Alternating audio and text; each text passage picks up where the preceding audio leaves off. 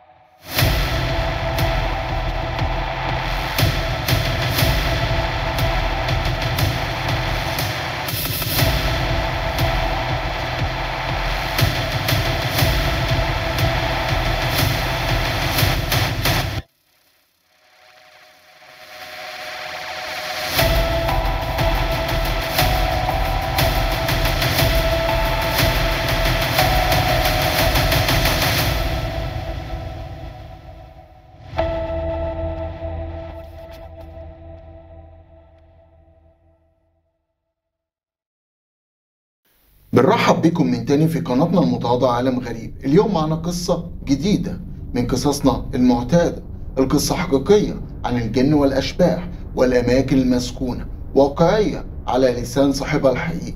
موضوع اليوم موضوع مشوق وغريب ورائع جدا، حيث نقدم لكم هذه القصة الحقيقية. فلذلك ننبه دائما، إذا كنت بتخاف أقل من 18 سنة ما تكملش الفيديو ده. نبدأ القصة الآن. قصتنا بعنوان الجن والكمبيوتر. بتحكي صاحبة القصة وبتقول: اليوم هحكي لكم عن أغرب موقف حصل معايا ولغاية دلوقتي بيحصل وملوش تفسير. من 3 سنين كنت عايزة أشارك في مسابقة إحسان عبد القدوس الأدبية فرع الرواية. كان مطلوب رواية ما تقلش عن 70 صفحة وورد.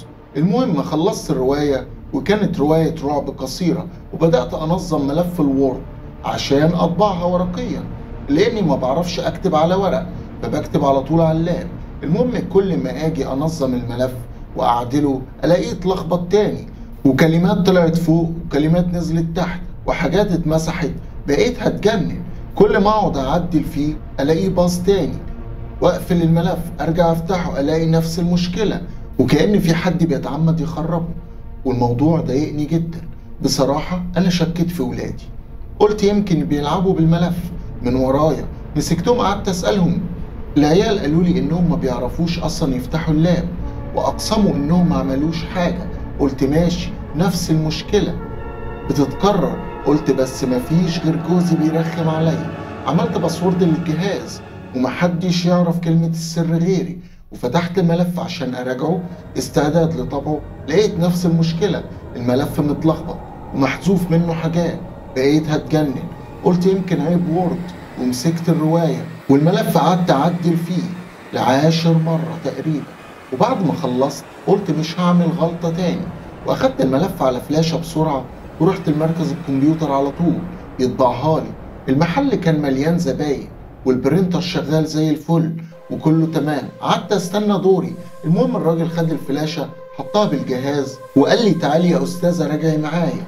أنا اتصدمت، نفس الأخطاء والملف متشقلب حاله. قلت له معلش عدل معايا. بدأ الراجل يعدل الملف ويظبط. قعدنا تقريبا نص ساعة وكل حاجة كانت ماشية تمام. وقال لي تمام كده يا أستاذة، أطبع على كده. ولسه هيطبع أول ورقة البرينتر باظ ووقف مش عايز يطبع. الراجل استعجب قام يشوف فيه إيه. أنا قاعدة على الكرسي، وبعدين نار ولعت على المكتب اللي قصادي. بشوية ورق. أنا صرخت برعب، قلت له الحق.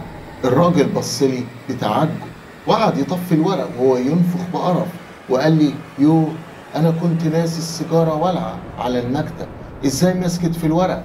دي كانت بعيدة جدا عن الورق. أنا قلت له معلش، طب هات الفلاشة لو سمحت، مش هطبع حاجة. الراجل ما صدق يخلص مني. المهم لغيت فكرة أبعت الرواية وسبت الملف على اللاب والفلاشة وما جيتش جنبه تاني. حتى فكرة إني أبعت الرواية ما كانش عندي نية أبعتها، وخصوصا إنها رواية قصيرة. بعد سنة من الحادثة دي أنا عزلت ورحت أعيش في اسكندرية، وكنت مريت بظروف غريبة قوي وصعبة، وبعدت عن كل حاجة فترة تقريبا 4 شهور، عن الكتابة والفيس وكل حاجة. وفي اسكندرية استلمت شغل جديد، وهنا في اسكندرية كان تالت يوم ليا في الشغل. لقيت قطة سودة غريبة، ولما شفتها استغربت منها وفكرتني بالرواية المنحوسة. أصل القطة دي هي نفس القطة السوداء اللي أنا وصفاها في الرواية، والبطل المجنون كان خلع لها عينها الشمال. أقسم بالله القطة هي نفس الوصف، اللون، العين الشمال المخلوعة، تشوه الوجه، أثر الضرب. أنا بصيت لها وقعدت أقرأ قرآن وما كملتش في الشغل كتير وسبته، لأن القطة كانت كل يوم بتجيلي. ما انكرش إني كنت خايفة منها، بس كنت حاسة إنها عايزة تلعب معايا، ما بتخوفنيش. بالعكس، القطة بالرغم من شكلها المخيف ولكنها كانت ظريفة، ولكن أنا ما قدرتش أستحمل، فسبت الشغل والمعمل ورحت مكان تاني. وبعدها بفترة طويلة من كام شهر طلعت في دماغي أكتب الرواية وأبعتها لمسابقة. فعلا بدأت أطول في أحداثها وأدعمها بمواقف غريبة وحقيقية. من أول ما كتبت الرواية المنحوسة دي للأسف نفس المشكلة لغاية النهاردة. كل ما أعدل الملف وخلصه ألاقي الملف اتلعب فيه واتشقلب حاله تاني.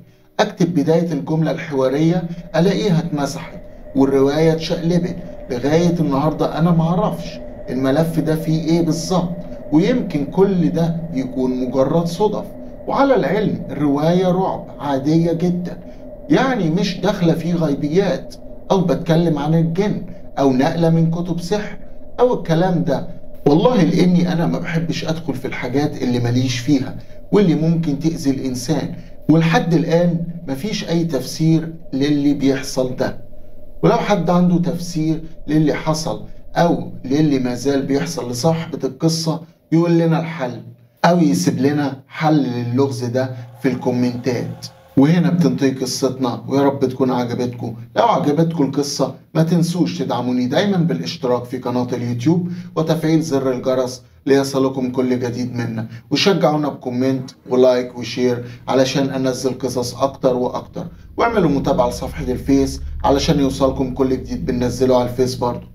ولو حابب تتواصل معانا او ترسل لنا قصتك او تجربتك الغريبة هتلاقي حساب الفيس والإنستا والتويتر والتيك توك في صندوق الوصف. وشكرا ليكم.